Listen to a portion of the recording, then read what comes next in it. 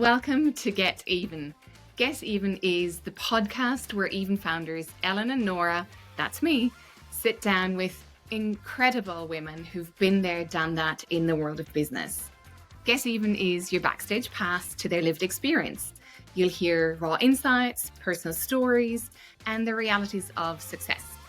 Whether you're looking for inspiration, practical advice, or a peek behind the curtain of what it really takes to thrive, this podcast is for women ready to go further.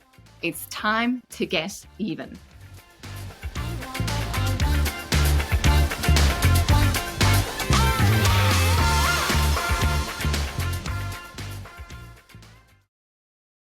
Today's guest is Stephanie Zuniga-Maher, and she grew up in Washington, D.C. to a mother who started the Black student organization at Wesley College. And Stephanie grew up being surrounded by powerful women at the dinner table, which really shaped how she now engages with the world. Stephanie is currently Associate Director of Diversity, Inclusion and Belonging at New South Wales Treasury. Her career spans exciting roles at Canva, where she was Diversity and Inclusion Partner, and roles in the talent acquisition space, including at Splunk. Today's conversation is a great one for maintaining optimism, hope, and pragmatism at a time when it feels like DEI is under attack. Stephanie helps us to understand that inclusion is actually just an interpersonal skill. It's about showing up with kindness, with curiosity, and empathy. This is a fabulous conversation, and I hope you enjoy it. Stephanie, I'm so excited you're on Even today. Me too. Thanks for having me. I can't wait to hear more about your career and your story and your words of wisdom and advice that you might have for the community on Even. But let's jump right in. And I want to ask you about the career journey that you've had. So you've actually held roles that were in recruitment, they were in marketing, in DEI, and across very, very diverse sectors. So just with that journey, what have been some pivotal moments that have shaped your career? Yeah, that's a great question. I think I've been really, really fortunate to have worked in a lot of amazing places with a lot of amazing people. And, at the time, and even now, I don't necessarily have a career map or a career plan where I've mapped out every single logical step to get where I am. And I think, when I think about kind of pivotal key moments and key experiences that I've had, definitely moving from the US to Australia. Again, I was 22, so everything seemed like a good idea at 22. It's sure, why not? Yeah, of course. Probably could have thought it out a little bit more.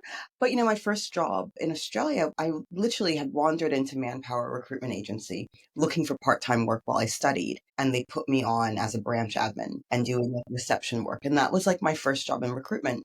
And then from there, I really loved the industry and I loved working with people. So I moved into a marketing role with them.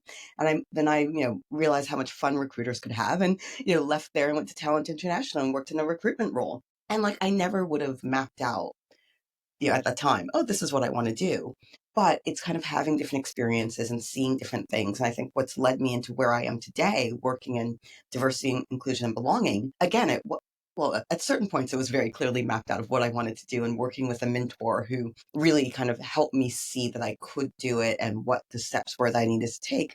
But, when I think about how I was raised and my upbringing, it seems inevitable that I would wind up in diversity and inclusion.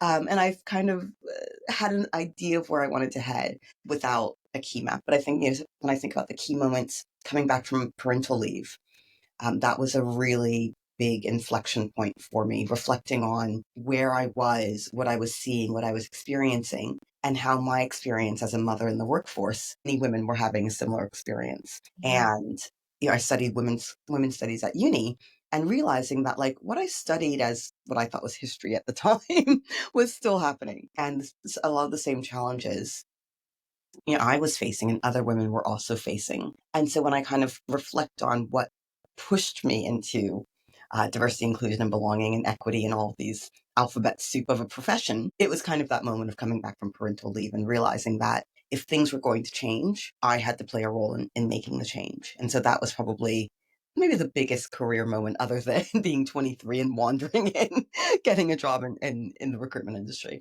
Wow, I love that, and I love you advocating for kind of for not having a map. But it sounds like some of those pivotal moments, including the overseas move to Australia and including becoming a mother, it sounds like those are really moments that shaped your career and shaped what you wanted to contribute to the world. 100%. Yeah. And I've always had this kind of sliding doors mentality. I don't know if you remember that movie, and this is probably showing my age. Like that was a movie I saw in the movie theaters. But Gwyneth Paltrow, she misses the train in one version, she makes the train in the other, and you sort of always think, well, what if this happened, or what if this hadn't happened, and how would my life be different? I think we all could reflect on that, but I actually truly believe I still would have wound up doing something very similar to what I'm doing today. Possibly not in Australia, possibly back in the US, possibly in London, possibly some, who knows? But yeah, it's always kind of those little tiny moments of like, did you make the train or miss the train? And how did that affect you? Amazing. So you definitely made the train for diversity, inclusion, equity, and belonging. Thank you. What makes you say you definitely would have ended up there? So why is it calling to you? Yeah, well, I think to really kind of go back to my childhood and even to the people who I was surrounded by growing up. So, my mother, started the Black student organization at Wellesley College. So I grew up with these like six Black women. There were only six Black women in her class, and they actually grouped together to make change. They held a hunger strike to advocate for more, Black women at Wellesley. They, kind of really pushed for change and progress at such a young age, at like 19. And so they were doing this. And so the conversations I had growing up around the dinner table were about women's place in society, Black women's place in society. My mother's first cousin, my cousin Paula, wrote a book about, the intersection of race, class, and gender. And like one of the earliest memories I have was going to her book launch. And it's like this, years later at my wedding, someone was like, "Oh my God, is that Paula Giddings?" I'm like, Cousin Paula, yeah, that's her. Like, why? It's like, oh my God, she's this, she's that. I'm like, okay, well, that's just my cousin Paula, okay. So those conversations were always kind of around me without realizing it. And then, for 12 years, I went to a private school in Washington. That was the very first integrated school in Washington, D.C. And one of their core values was everybody's different, everybody matters, be yourself, because we all matter. And so growing up, my friends literally looked like a Benetton commercial. We had, white, Black, Hispanic, Asian, Jewish, Muslim, like we all kind of were in this environment where like, it doesn't matter who, what your identity is or who you are, we're all equal. And so having that kind of grounding of whether it was idyllic or, an idealized version, whatever you want to call it, but like that was the worldviews I grew up with. So it didn't occur to me that, and obviously you kind of learn about history and you learn about the civil rights movement and you learn about, anti-Semitism and you learn about hate as part of this environment. You kind of learn this, that you're in this space where inclusion is so important. But there was no alternative. There was no like alternate worldview that I was offered as a child. So it was only kind of growing up and realizing and looking at the world and being like, huh? This is not the Mm. world that I was promised. This is not what I grew up with. And kind of reflecting on pivotal moments for me, it was really, I guess, 1992, 1991, 1992, during the Clinton election campaign. And Hillary Clinton was absolutely demonized for having a career and being a working woman. Why didn't you stay home and bake cookies? Why didn't you, why are you a successful lawyer? And like Hillary was one of my mom's classmates. So the women that I was surrounded by were all women who did not stay home and bake cookies. In fact, I don't think I knew any full-time mothers growing up. It just wasn't who was in my orbit. So to all of a sudden, at such a critical time in my development as a young woman, to see all of these women being openly villainized and criticized in the media, that for me was like, huh? Like, what's going on? What's happening? Yeah. Yeah, so it was almost like that first experience of the world is not what you think, and the world is not this beautiful like utopia where it's like, oh yes, we're all the same and we're all equal and we all love each other. So taking those experience through my working life and kind of seeing as well that it's like, oh, women's studies I studied, it's not history. Women are fighting for this today. Today. Yeah. There's a gender imbalance in tech, and I did a lot of tech recruitment and worked in the tech industry for many years. It's like, Oh, okay. And so that probably has informed a lot of my experience in diversity and why it's like it was almost inevitable that I would wind up here. And it must have been another kind of rude awakening then. At least it was for me, and it sounds like maybe for you as well. Becoming a mother and also realizing the things that you thought were of the past were still happening. So they sort of, being the default parent, even though there might be two of you who are actually equal partners, and all of the rest, the sort of, the expectations that are all of a sudden thrown at you. Did you find that as well? 100%. I mean, so my son just turned 8. So there's a great picture of me, 8 months pregnant, waiting for the election results to come during the Clinton-Trump election. And that kind of sums up that kind of like, oh no, the gender roles are still, yeah, we're not in this amazing advanced society. And even though my husband is so hands-on, he was the first man in his company to actually take parental leave. And I went back to work when our son was 9 months old. He took off 3 months and was like full-time dad. And I think that's really important to kind of have people who are doing that and for him to role model that behavior. But still, at school, it's like, hey, your child needs, or your daycare, your child's sick. Okay, I have to go. And again, part of that is also me knowing what my priorities are and me knowing that work is work and I love my job and I love working. However, I have a little person who I am their entire, maybe not their entire role, but I'm probably 40% of their role, dad's 40% and 20% like sports. But, I can't lose sight of that priority, I suppose. Gender roles and as much as I advocate for change, I probably don't do a great job of modeling it in my own life because, you know, I am still the one that does laundry. I'm still the one that makes dinner, but I also love to cook. I have a whole bookshelf of cookbooks. But again, I think it's really important to share the load, but to do what's right for you as well and to do what works for you. And I think that's probably the most challenging thing about being a parent is going from, two people with very successful careers who live their lives to all of a sudden, oh, we have to account for and balance the responsibility for something or someone. How do we do that? How do we negotiate that? How do we work it out? It's so complicated, and I think there's such an overlay of the personal and the political. And sometimes I think, especially if you're in a role like yours, and I'm finding the same, leading even, it's sort of there's an expectation of, oh, maybe you shouldn't be doing the laundry, but like somebody's got to do the laundry. That's right. Someone has to empty the dishwasher. So, But yeah. but yeah, it's kind of an interesting model, isn't it, to be in like the sort of like, what does it look like to be a feminist both in your career and at home? What does it mean to combine work and caring on your own terms as well? I think that's kind of an interesting question for our generation. And I think that's the thing is, we have choices. And sometimes having a choice is the hardest thing because you don't quite know what to do when you have all the opportunities and all the choices in the world. And I think maybe it was easier 50 years ago or 60 years ago when it was very clearly defined who was doing what, but I would Mm. never want to go back there. I enjoy having the opportunity to work and contribute and to have the life that's right for me. And yeah, but it's hard to balance. It's hard to, figure out who's doing laundry, who's doing pickups. I'm back in the office now in my current role 3 days a week. And going from a role where I worked from home 5 days a week to being back in the office, all of a sudden those conversations around, it's 3 o'clock. Who has him? Who's going to school? What are we doing? Those are very real conversations now. Yeah. No, I get it. Yeah. Wow. That's and it's so common. I do want to ask you about some of your career moves again, and I do want to see whether you've got some advice to share for others around career moves. So, given that you have, you've worked in different kinds of roles and those different companies and industries, how do you think about career transitions, and how do you back yourself to make these bold moves with confidence? Yeah. Someone, like I saw a quote once that was like, of course, I can't remember the exact quote, but it was something around like if someone's giving you the opportunity, you're ready for it, whether you think you are or not.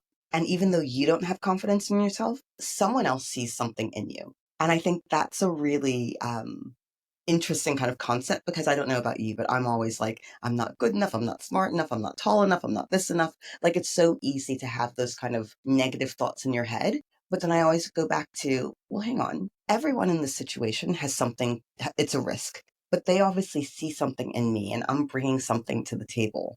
that I don't see, but they do. And so whether it's, again, moving from being a TA role to a diversity, inclusion, and belonging role, whether it was moving from a, admin role into a marketing role, all of these things have been because I obviously have skills that they were looking for. I'm bringing something. And I think sometimes it's very easy to talk ourselves out of things. And I've even talked myself out of applying for a job. Oh no, I'm not, I can't do that. That's not me. Oh no. But we all have to have the confidence. And of course, it's terrible, but there's a t-shirt that says, walk through the world with confidence of a mediocre white man. If you've ever, like, and again, not to have a go at mediocre white men, but like, I've never heard a white man say, oh, I'm not qualified for that. Oh Yeah. no, I couldn't possibly do that. It's like, yep, let's just do it. And to think about like the current pushback against DEI and this whole Trump's like it's a meritocracy and like that's what we're going to do. When you look at the people who he's appointing, it's like most of them can't even spell meritocracy, let alone run, a government department. Like why do you think these people can do it? But yet the average woman or the average Black person or the average Hispanic person or the average migrant can't do it. So again, it's kind of going into the world with, I can do this. If not me, then who? Yeah, Why I not? love that. And it's taken obviously a little while to get to that point and to have that confidence, but that's kind of how I think about the world now. Is what's the worst that can happen? Someone says no. You fail and you learn. And like, what does failure look like in a team environment? If you fail, everyone's failed. So people aren't going to let you fail. Yeah. Just like I wouldn't let anyone else fail. If I could help someone do better, obviously you're going to do it. Like, it's just human. I think there's so much in that as well, because I think we can, especially we can sort of disqualify ourselves for opportunities before somebody has even had the chance to say no, because we're sort of expecting the no. And I think it's what you're sharing there is, what's the worst that could happen? So it could be failure, it could be a hearing a no, it could be a rejection. Like, is it going to suck in the moment? Yeah, but you'd probably be fine. Okay. I've read Shonda Rhimes' book a couple of years ago. I think it's like The Year of Yes, where she Yeah. just said yes to everything. Do you want to do this? Yes. Do you want to do that? Yes. And it's like, you might not. You're not going to fail. You're going to learn some things potentially.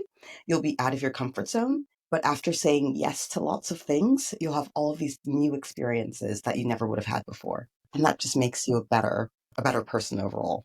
Like, Yeah. you might have some good stories to tell too. So, that's kind of how I approach things. It's like, just say yes. And I'm always like, sure, why not? Like, ask me to do something. Yeah, sure, why not? No, let's do it. Try it. Exactly. Yeah. I think personally, I've probably also had some of my best career experiences where I probably did feel underqualified, but it's like, okay, why not? I'll give it a go. If I can, I'll just see if I can do it. And like you said, most of the time you're kind of surprised by what might happen. Yeah, I mean, there's obviously a limit to it. If someone said, do you want to fly this plane? I'd say, there's hopefully someone else. But, in the realm of kind of what I can say yes to on a daily basis, there's that bit of stretch, which is really good. That kind of stretch like a rubber band, not stretch to break. Yeah. That's really good to keep in mind. What other pieces of advice do you have? Maybe it could be advice that you've received earlier in your career that you keep coming back to, or could also be some advice that you've happily ignored. um, that's a great question. I think one of the things that it's not even a piece of career. Well, two things that I guess have just been embedded into me from such an early age. One is that life is a process of change. It's something that my grandmother used to say, and now my mother says it, and now I say it. And it's just one of those things where, like, part of life is change. And even if you go back to the place where you were 5 years ago, everyone around you will be different. So it's just, just expect life to change, expect it. Um, and the other thing is actually a poster that my best friend's mom had in her kitchen, and it was a quote from Janis Joplin, and it was, "Don't sacrifice yourself. You're all that you've got." And it's just a really good reminder to like do as much as you can and do all that you can, but always kind of bear in mind that everything has a cost to you. And so I keep coming back to that, especially, as a mother about station. And it's like, yeah, you can do 100 things, but at the end of the day, you also have to take care of yourself. And like, you have to protect your own peace and your own health and wellness and mental health and all of those things. So those are probably like the two things that I always kind of come back to. From a career point of view, again, going back to prioritization, it's like figure out what balls are glass, what balls are rubber, what balls are wood. How do you juggle everything? Well, my son Thomas is a crystal ball. Like, can't drop him. It's, number one. Work, it'll bounce back. There are other places to work. The laundry, check that one out. Sometimes we can buy new clothes. But, it's just figuring out what your priorities are on a given day at any given time, really using that as like a North Star. And I want to actually also chat to you about your expertise in diversity, inclusion, belonging. And I've missed the equity there. Sorry. So It's okay. So thinking about, you've led DEI initiatives in different kinds of organizations, and often I think, there's so much, especially there's so many different things you could focus on in order to create workplaces that are more equitable, that are more inclusive. And there's so many different diversity groups as well that you could focus on, often with limited resources. What's some strategies or concrete advice that you have that actually makes a really big impact in creating inclusive workplaces? I think, there are a few things I could say about this. One of the things is to really focus on what's going to do the most good for the most people. So things like, education, talking about unconscious bias, talking about microaggressions, really talking about things that, yes, they are, DEIB issues, but they're also universal. Like, we all have biases, and bias can show up in so many different ways. So if we start with like educating each other on bias and microaggressions on these topics, everyone benefits from it.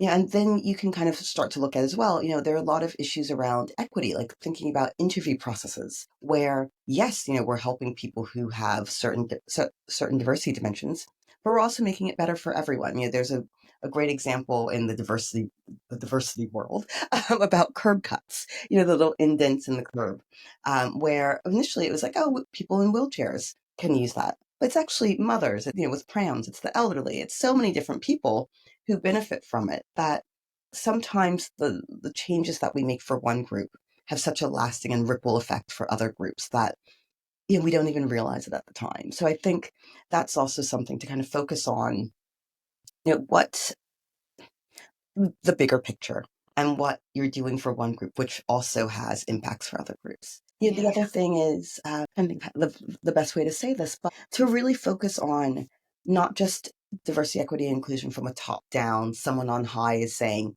we're doing DEI, hooray! Like, today's DEI day, great. But to really focus on inclusion. And inclusion is something that's interpersonal. It's something that it's how you and I interact with each other. It's how I interact with other people. It's how you interact with other people. So to really give the responsibility of inclusion and belonging and impact to the people in the organization, empowering people within whatever team you're in, whatever organization you're in, to act inclusively and to make sure that they're really keeping that as top of mind. And I think that, that's a small change. It's the little tiny things that people can do. And it has such a big impact on individuals. I remember when I was working in agency, this was years ago, and it was Mardi Gras. And there was one person who, had been in the agency for years, and he was openly gay. And, Mardi Gras was obviously, a big event. And I went to the CEO and I was like, can you send out a message because it's going to be in Sydney? Can you just send something out that acknowledges, I think it was like the World Pride Festival or, something. Can you just acknowledge it, send out an email? And we put some flags up in the office, and it was very like low lift. It was pretty much free except for maybe $5 worth of things from the party store. And this guy, having read the message for the first time in decades of working there, he was in tears almost. Like, he was like, I feel so seen. I feel like for the first time, this organization actually sees me. I feel like, it was such a moment for him. For me, it was like, oh, can you just do this? Can you send out an email? We'll put some things up. And it was almost a throwaway for me, but it was something that had such a big impact on him. And I think when we think about inclusion, inclusion doesn't have to be a big parade. It doesn't have to be a big thing. It's, maybe planning an activity and just being mindful that, like, well, let me not plan this for 3 o'clock because some of the parents will not make it.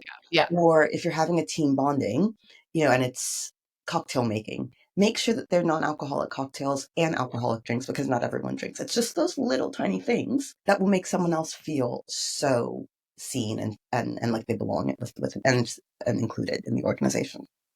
Amazing. So really focus on small behaviors, but thinking about how they have a big impact in helping somebody else feeling seen or feeling recognized. rather than always, it doesn't have to be the big policy, or it doesn't have to be big top down action. Yeah, and I think, when we think about the things that are really that you might see on the Sydney Morning Herald, this organization has just rolled out this, like that's big and it takes a long time. Some of these things take a long time to steer the elephant. Whereas while we're trying to steer that elephant and make these big changes and these big systemic changes, little tiny steps that we can all take are really important. Amazing.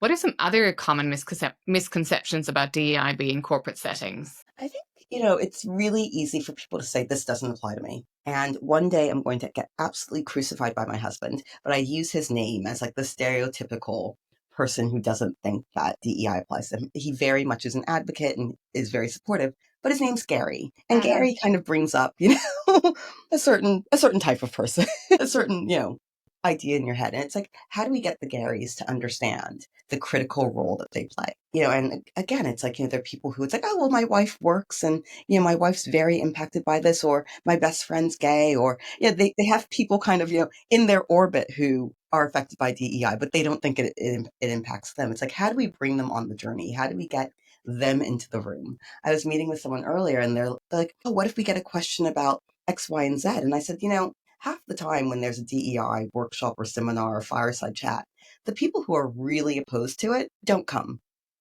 The people who are like, I don't believe in this, I don't want to be here, they don't show up. So I wouldn't worry about, someone bringing up Trump's saying that there should only be two genders. That guy's not coming.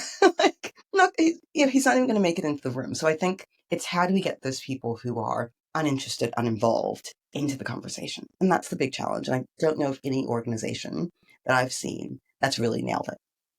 Has really cracked it? No, because again, we're still talking about individual behavior. Someone who has to go to the seminar, someone who has to watch the training, watch the pod, and people are busy. Like people just, they prioritize in their own lives. And so often if if you don't think you're impacted by it, you don't buy into it. However, it affects everybody. When you think about the diversity dimensions that you have or that your colleagues have, you can't just ignore it, because how people experience their lives at work are influenced by their lived experiences. So I think to really have a really vibrant, successful workplace where everyone feels like they can contribute ideas, we need to understand each other. And we need to understand what challenges we face, what hurdles we face, what are the barriers to inclusion, what are the barriers to belonging. And if we don't understand that, then it's very easy to trip up and say the wrong thing or do the wrong thing, or, make those kind of awkward, like cringe things that you're like, we didn't just say that. Like, oh no. But, we all, it starts from education and understanding, I think. Yeah.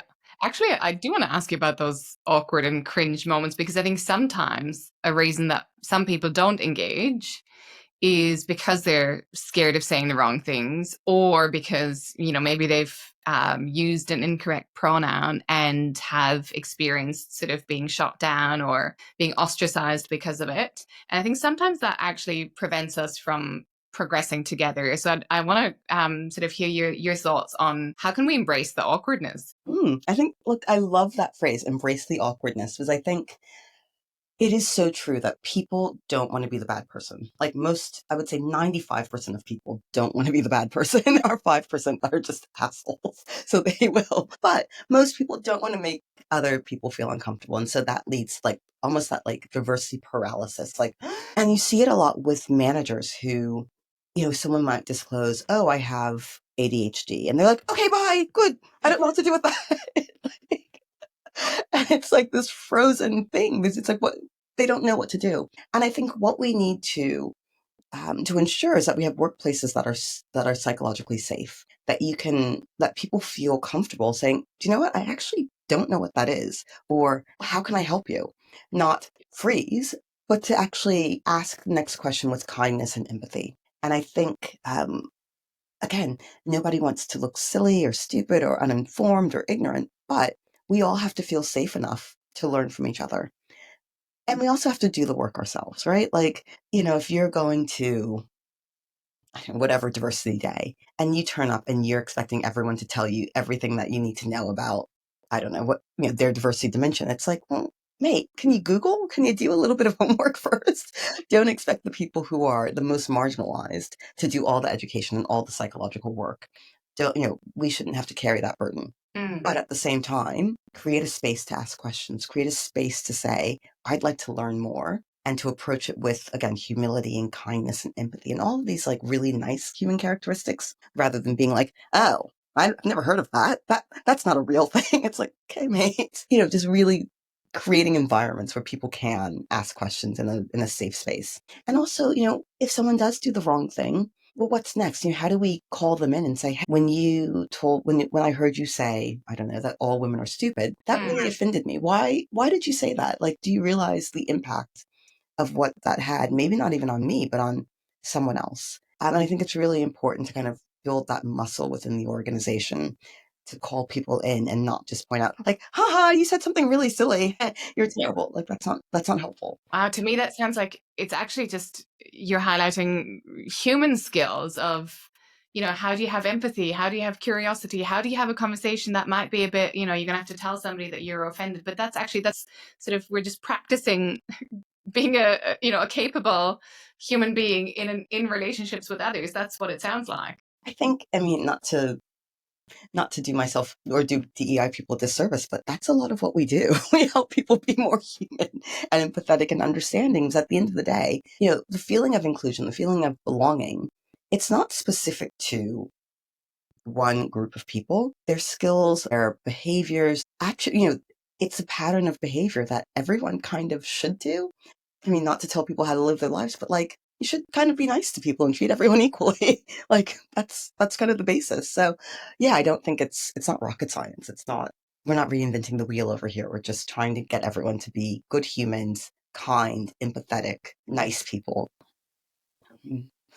I think it's pretty straightforward, but not everyone does. Doesn't sound like we're asking for too much, but then on the flip side of it, so looking at where we are in 2025, Yes. it's actually, just bringing it back down to what you've just said gives me a great sense of hope, because really we're just aiming to be good humans. But currently, how do you maintain a sense of hope, optimism, and I think really importantly also pragmatism when you're operating in organizations that are like, oh, where do we go next? Is it just paralysis because we don't know how the world's going to shift, or are we going to be reactive in a negative way? Or some organizations are also trying to kind of go the other side. Like, what's your sense of how do you operate in this environment? Look, we're living in a very weird, scary, awkward time. I mean, I don't know if you ever watched the show The Good Place. That was on. No. Oh, it was hilarious. Without ruining the whole thing, basically they think they're in heaven and they think everything's good and wonderful, and it turns out, spoiler alert, it may not be what they think it is. Anyway, with that caveat, I think we're in the bad place, to be honest, where everything is kind of topsy-turvy. People are pushing back on things that they don't quite understand. And I'm thinking about, what's happening in the US at the moment where DEI has become this like demonized thing. And it's like, oh no, not DEI. Oh, we couldn't possibly have DEI, where people don't really understand what they're so angry about. When you think about all the people who are, all these dimensions of diversity, really, you don't think that like veterans should have special treatment because they've served their country? Oh, you don't think that, people with disabilities need support to do their job? I mean, it's kind of like, well, what are you really like? Why are you pushing back on this? And I think people, it's become this like rallying cry. And I think the problem is that that's now seeping into Australia, where people are saying, oh no, DEI is bad. Really? Like, what exactly about it are you upset about? Are you upset about diversity and that you just don't want people who are different in your workplace and in your homes and in your life? Are you pushing back on this idea that not everybody has sat around the same dinner table, so not everyone has come from the same starting point of privilege, and you're saying that, oh no, everyone should just deal with the cards that they've been dealt, and that people from First Nations, we should just ignore the generational trauma that that's occurred? Like, is that what you're saying? Or are you saying that you're against inclusion and that you don't think that kindness and empathy and treating each other as humans is important? So I think when we kind of peel back, like to really get people to say, well, what are you against exactly? What part of DEI isn't landing with you? Because at the moment, I would imagine that a lot of people who are so angry about it don't even know what they're angry about. They've heard it on talkback radio, been forwarded on TGBs. Oh, DEI, we have to fix this. What do we have to fix, mate? Like, what's going on? Like, tell But me. that's great. Like, these are great questions to actually dissect. You know, is it just a general sense of feeling somehow hard done by Yeah.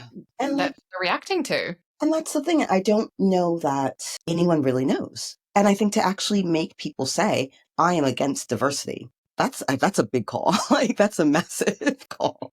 Like, I'm against equity.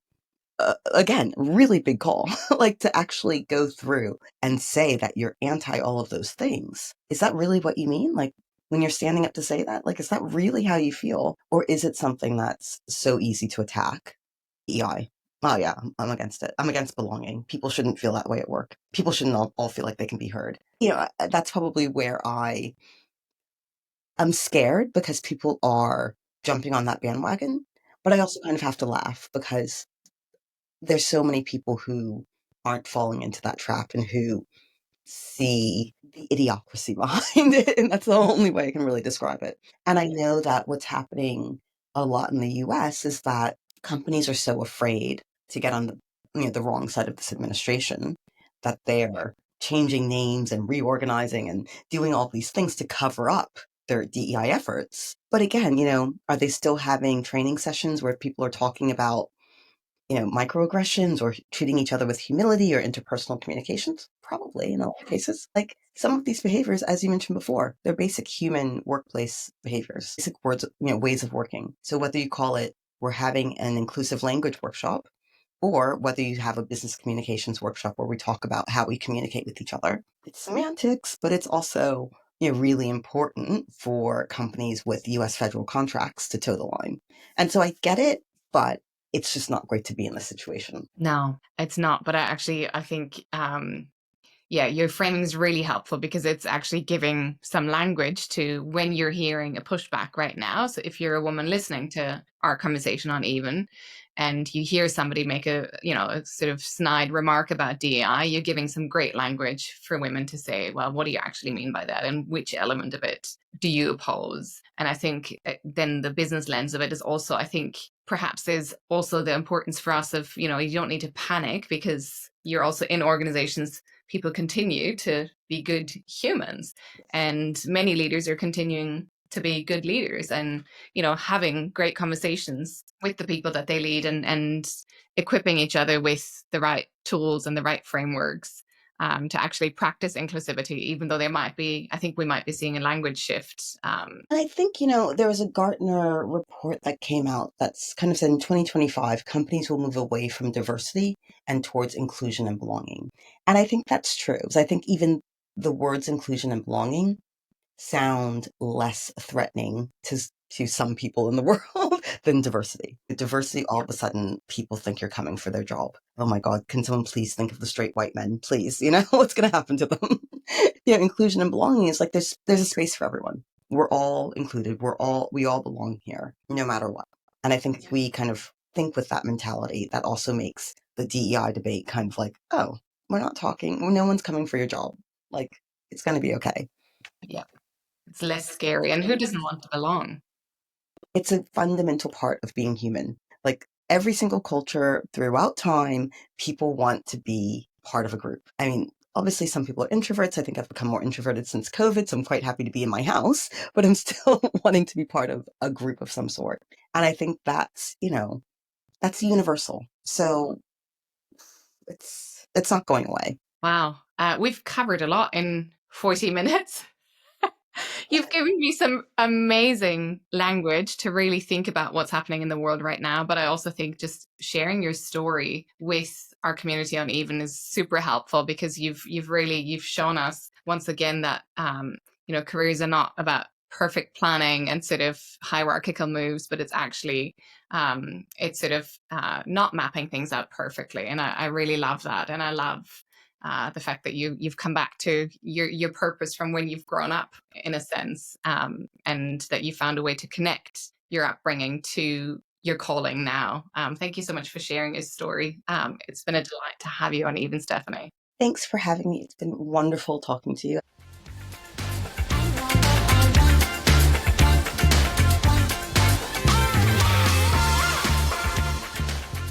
I'm Dr. Nora Koslowski, co-founder of Even, where our mission is to accelerate women's economic potential. Check out even-careers.com to learn how we support women and business to get even.